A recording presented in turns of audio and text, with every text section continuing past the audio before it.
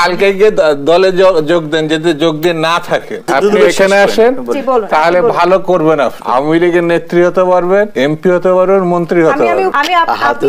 এটা কি করলেন? মেজাজটাই নষ্ট করে দিচ্ছেন।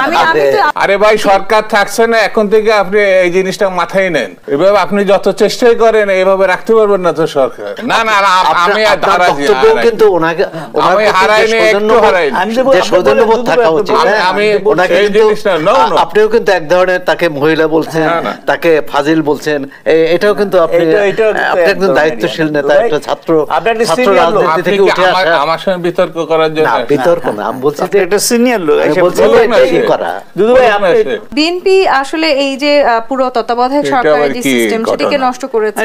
আমি একদিক দিয়ে বলেন যদি সত্যি কি ঘটনা করলেন আপনি আমাকে যে প্রশ্নটি করেছেন আমি শুধু আপনি আমার কাছ থেকে নিয়ে আরেক জায়গায় নিয়ে যাবেন কেন? বলবেন, শেষ করে দেন। আপনি তো উপস্থাপিকা, আপনি এখানে আসেন। আমাকে যে প্রশ্নটি করেছিলেন আপনি এখানে আসেন, আপনার কাছে যাব। আপনি এখানে আসেন, তাহলে ভালো করবেন। আপনি বলুন, আপনি বলুন। আওয়ামী লীগের নেত্রী হতে পারবেন, এমপি হতে পারবেন, মন্ত্রী হতে পারবেন। আমি উপস্থাপিকাই থাকতে চাই। আপনি এই উপস্থাপিকা হওয়ার ন্যূনতম যে অবস্থাটা থাকে এটা আপনার মতো ক্রিয়াশীল না। আপনাকে কোট করে প্রশ্ন, আবার আমার কাছ থেকে নিয়ে আপনি আওয়ামী লীগের নেতাকে আপনি সেখান থেকে মুখ থেকে বের করানোর চেষ্টা। আমাকে বলেছিলেন যে আমি বলেছি আমি ফাজিলের মতো জায়গায় আসেন। আপনার এই অনুষ্ঠান তো খুব একটা মর্যাদাশীল অনুষ্ঠান। আমি আপনি আমাকে বলেছেন এটা কি করলেন? তো আপনাকে সেটা বলি ভাই, শুনলেন আপনি প্রশ্ন করছেন, আমার কাছ থেকে উত্তর নেবেন। আচ্ছা, আপনি তারপরে তাকে বলুন। বলছি, আপনি বলেন, অসুবিধা নেই। আমি বলেছি, আপনি বলেন। আপনি বলেন। আপনি আমার কাছ থেকে নিয়ে আবার তার কার মুখ থেকে বের করতে যাচ্ছেন, এটা বলছেন না? জি, কারণ এই কথাটি আমি আপনি বলেন, আপনি বলেন, অসুবিধা নেই, বলেন। না না না, আপনি বলেন, আবার সেই মেজাজটাই নষ্ট করে দিচ্ছেন। আপনি আমাকে যে কথাটি বলেছেন সেই প্রশ্নটি, সেই লাইনটি আমি মানে এই দেশ টিভি আমি যতবার আসছি, এটা মর্যাদাশীল একটা টেলিভিশন, এটা আমার কাছে মনে হয়। পাঁচটা টেলিভিশন হয়েছে, সত্যিকারের একটা টেলিভিশন নিশ্চয়ই। কিন্তু আজকে আপনি যা করলেন, এতদিনের অর্জন আপনি একেবারে ধুয়ে দিলেন।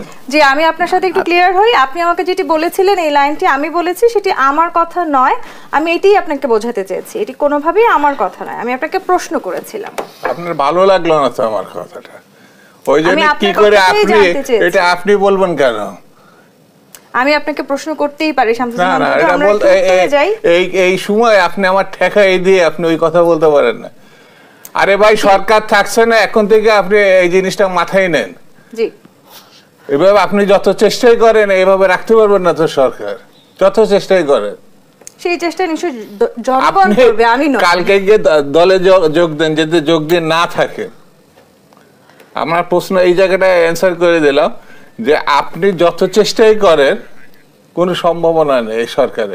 আপনাদের মতো মহিলার এই যে উপস্থাপিকারা এই যে টেলিভিশন গুলো চালাচ্ছেন, দর্শকরা দেখছে যে কয়জন ছিল সরকারে, সেটা পর্যন্ত ধ্বংস করে মেজাজ হারিয়ে ফেলতেছেন। হ্যাঁ, না না, আমি কিন্তু ওনাকে হারাইনি, একটু হারাইনি। সৌজন্যবোধ থাকা উচিত। আমি এই জিনিসটা আপনিও কিন্তু এক ধরনের তাকে মহিলা বলছেন, তাকে ফাজিল বলছেন, এটাও কিন্তু আপনি একজন দায়িত্বশীল নেতা, একটা ছাত্র রাজনীতি থেকে উঠে আসা। আমার সঙ্গে বিতর্ক করার জন্য বিতর্ক না, আমি বলছি যে একটা সিনিয়র লোক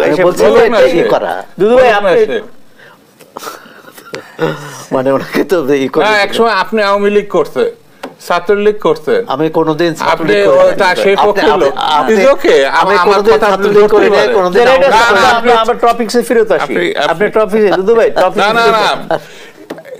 মানে একজন বিএনপি তিনজনই আওয়ামী লীগ ঘরানা, সেটা না, বলতে যাবে সেটা কিন্তু ঠেকানো যাচ্ছে।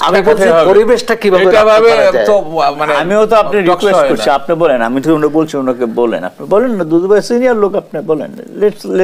আমি সিনিয়র অথবা জুনিয়র, এটা আপনি আমার কথা আমাকে কনভিন্স করার দরকার নেই। আপনি আপনার কথাগুলো বলবেন।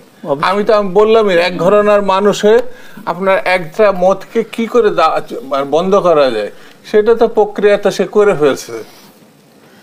এখানে মেজাজ হারানোর ব্যাপার না।